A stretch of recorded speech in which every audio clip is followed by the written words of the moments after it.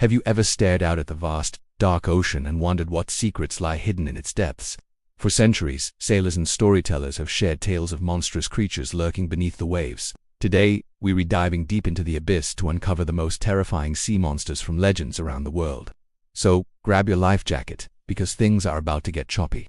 First up, let's talk about the legend that has haunted sailors for generations, the kraken. Originating from Scandinavian folklore, the kraken was described as a colossal cephalopod, a giant squid or octopus so massive it could be mistaken for an island.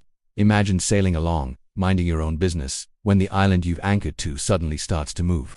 Legends say its tentacles were long enough to wrap around the largest of ships, dragging them and their entire crew down to a watery grave. The sheer size of this beast, capable of creating deadly whirlpools just by submerging, makes it one of the most fearsome monsters ever imagined. While scientists now believe these tales might have been inspired by real-life giant squids, which can grow up to 43 feet long, the legendary kraken remains a symbol of the ocean's terrifying and unknowable power. Next, we journey to the waters off the coast of Greece to meet Scylla and Charybdis. These two weren't just monsters, they were a deadly duo, a nightmarish navigational hazard in the Strait of Messina. Scylla was a horrifying creature with 12 dangling feet and 6 long necks, each topped with a snarling head full of sharp teeth. She lived in a cliffside cave and would snatch sailors right off the decks of passing ships. On the opposite side of the strait lurked Charybdis. She wasn't a creature in the traditional sense, but a monstrous whirlpool that would swallow the sea 3 times a day, and then vomit it back up, destroying any ship caught in its vortex. Sailors had to make an impossible choice: sail too close to Scylla and lose 6 crew members, or risk Charybdis and lose the entire ship. This terrifying dilemma, famously faced by Odysseus in Homer's Odyssey, represents the impossible choices we sometimes face, where every path leads to some form of loss. From the Mediterranean, let's sail north to the chilly waters surrounding Scotland and meet the legendary Loch Ness monster, affectionately known as Nessie. While often depicted as a gentle giant, the original tales were far more sinister. Early accounts from the 6th century describe a water beast that attacked and killed a man swimming in the River Ness. For centuries, locals have reported sightings of a large, long-necked creature moving through the dark, peat-filled waters of the loch. The modern fascination with Nessie exploded in 1933 after a new road was built along the loch, leading to a surge in sightings. The most famous proof, the 1934 surgeon's photograph, was later revealed to be a hoax.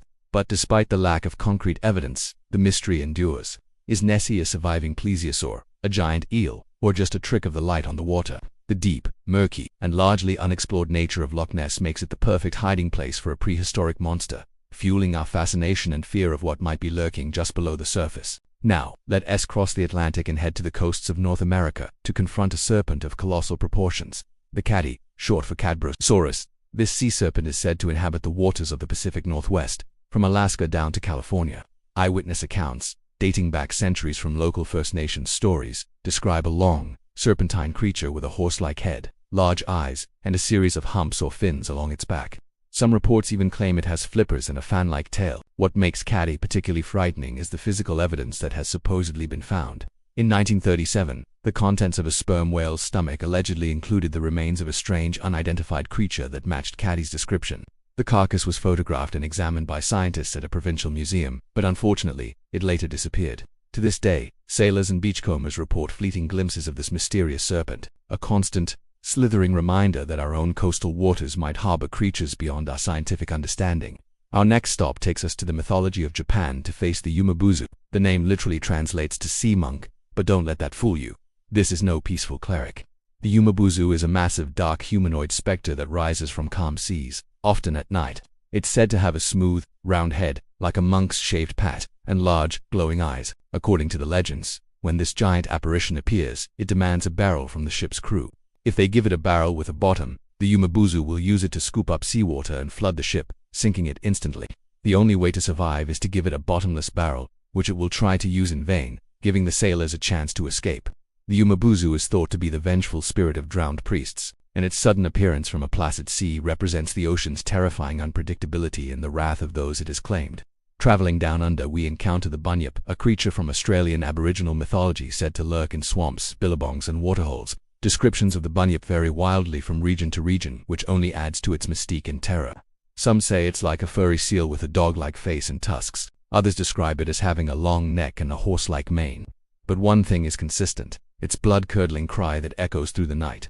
The bunyip is a predator, known for preying on animals and, according to some stories, humans, especially women and children who wandered too close to the water's edge. European settlers in the 19th century became fascinated by these tales, and some even claimed to have found bunyip skulls, though these were later identified as deformed animal remains. The bunyip represents the hidden dangers of the Australian landscape, a primal fear of the unknown predator waiting silently in the murky water.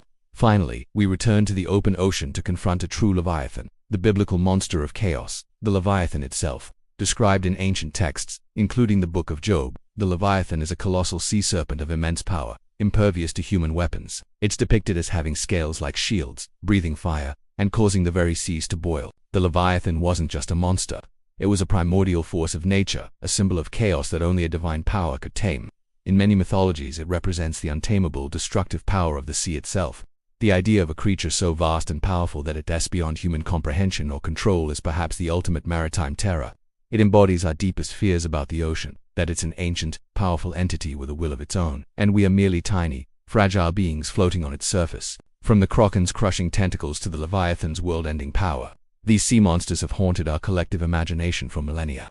They are more than just scary stories told around a campfire. They are manifestations of our respect for the ocean's power, our fear of the unknown depths, and our fascination with what might be hidden in the dark. While science may have explained some of these legends away, the ocean remains 80% unexplored. Who knows what real-life monsters, perhaps even more terrifying than the ones in these tales, are waiting to be discovered? What do you think? Which of these sea monsters terrifies you the most? Or is there another local legend from your part of the world that we should know about? Let me know in the comments below. Thanks for watching, and if you enjoyed this deep dive into the world of maritime myths, don't forget to hit that like button and subscribe for more adventures into the unknown. Stay curious, and maybe, stay out of the water.